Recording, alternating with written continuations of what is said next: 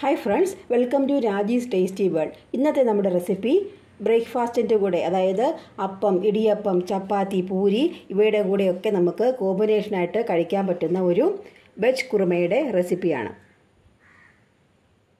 Vegetable കുറുമയ്ക്കുള്ള ingredients എന്തൊക്കെയാണെന്ന് നമുക്ക് നോക്കാം.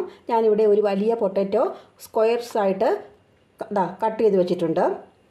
അതുപോലെ തന്നെ ഒരു വലിയ ക്യാരറ്റും അതും ക്യൂബ്സായിട്ട് കട്ട് ചെയ്തിട്ടുണ്ട്. ഒരു വലിയ സവാള ചെറുതായിട്ടൊന്ന് കനം കുറച്ച് അരിഞ്ഞെടുത്തിട്ടുണ്ട്. ഞാനിവിടെ എടുത്തിരിക്കുന്നത് ഫ്രോസൺ ഗ്രീൻ പീസാണ്. ഏകദേശം ഒരു ചെറിയ 1/4 കപ്പോളം എടുത്തിട്ടുണ്ട്.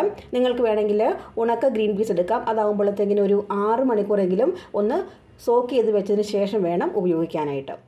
ഇനി നമുക്ക് വെജിറ്റബിൾസ് എല്ലാം ഒന്ന് വഴറ്റിയെടുക്കാം. വെജിറ്റബിൾസ് ഒന്ന് വഴറ്റിയെടുക്കാനായിട്ട് ഒരു പാനിലേക്ക് 1.5 ടേബിൾ സ്പൂൺ എണ്ണയാണ് ഒഴിച്ചു കൊടുത്തിരിക്കുന്നത്. ഞാനിവിടെ വെജിറ്റബിൾ ഓയിലാണ് ഉപയോഗിക്കുന്നത്. വെളിച്ചെണ്ണ ഉപയോഗിക്കേണ്ട കേട്ടോ. എണ്ണ ഒന്ന് ചൂടാകുമ്പോഴേക്കും ഒരു 1/4 ടീസ്പൂൺ കടുക് ചേർക്കാം. കടുക് പൊട്ടി വരുമ്പോഴേക്ക് നമുക്ക് ഒരു ചെറിയ കറുവാപ്പട്ട ഒന്ന് മുറിച്ച് ചേർത്ത് കൊടുക്കാം. 2 ഗ്രാമ്പൂ ചേർക്കാം. 1/4 ടീസ്പൂൺ പെരിഞ്ജീരകമാണിത്, അതും കൂടെ നമുക്ക് ചേർത്ത് കൊടുക്കാം. ഒരു ബേ ലീഫ് ചേർക്കാം. നന്നായിട്ടൊന്ന് വഴറ്റിയെടുക്കാം. ഇനി നമുക്ക് സവാള ഇട്ട് കൊടുക്കാം. ഉരുളക്കിഴങ്ങിടാം. ക്യാരറ്റും ഗ്രീൻ പീസും ചേർക്കാം.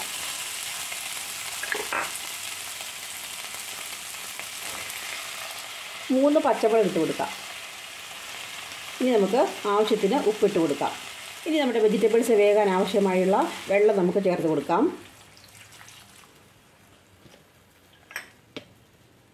ഇനി നന്നായിട്ടൊന്ന് മിക്സ് ചെയ്ത് കൊടുത്തതിന് ശേഷം നമുക്കൊന്ന് വേവിച്ചെടുക്കാം.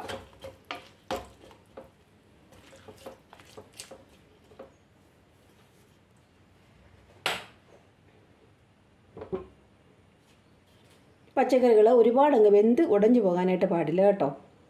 പച്ചക്കറികൾ വെന്ത് വരുന്ന സമയം കൊണ്ട് നമുക്ക് അരപ്പ് റെഡിയാക്കാം. അരമുറി തേങ്ങയിലേക്ക് ഒരു 1/4 ടീസ്പൂൺ പെരിഞ്ജീരകം ചേർത്താണ് നമ്മൾ അരച്ചെടുക്കുന്നത്.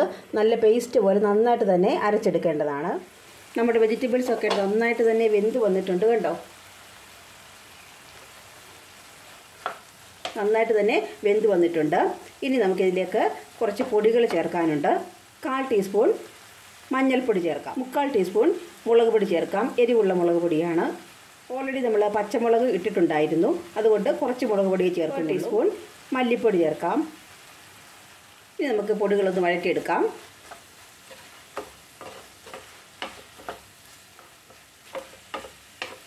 പൊടികളുടെ പച്ചമണമൊക്കെ ഒന്ന് മാറി വരണം.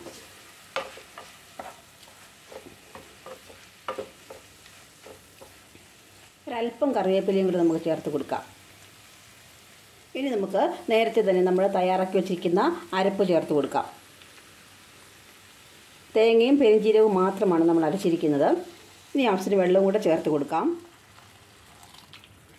നന്നായിട്ട് തന്നെ മിക്സ് ചെയ്ത് കൊടുക്കണം.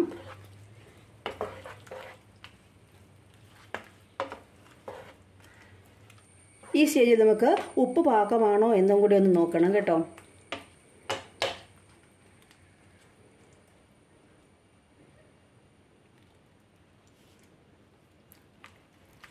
ഒരല്പം ഉപ്പും കൂടി ആവശ്യമായിട്ടുണ്ട്.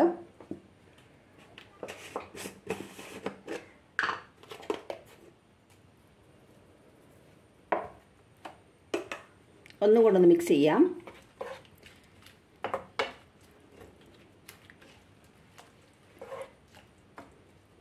ഇനി ഈ അരപ്പ് നന്നായിട്ടൊന്ന് തിളച്ച് കുറുകി വരട്ടെ. അരപ്പൊക്കെ നന്നായിട്ട് തന്നെ തിളച്ച് വന്നിട്ടുണ്ട്. ഇനി നമുക്ക് ഒരു 3/4 ടീസ്പൂൺ ഗരം മസാലയും കൂടി ഒന്ന് ചേർത്ത് കൊടുക്കാം. വീണ്ടും ഒന്നും കൂടെ ഒന്ന് മിക്സ് ചെയ്യാം.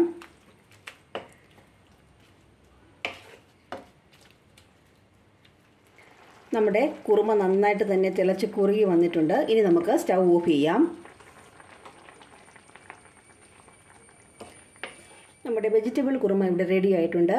വളരെ ടേസ്റ്റിയാണ്. എല്ലാവരും ഒന്ന് ട്രൈ ചെയ്ത് നോക്കണം കേട്ടോ. അതുപോലെ തന്നെ നമ്മുടെ ചാനൽ ആദ്യമായിട്ട് കാണുന്നവർ ഒന്ന് സബ്സ്ക്രൈബ് ചെയ്ത് സപ്പോർട്ട് ചെയ്യണം, ഷെയർ ചെയ്യണം, ലൈക്ക് ചെയ്യണം, കമൻറ്റ് ചെയ്യണം. താങ്ക്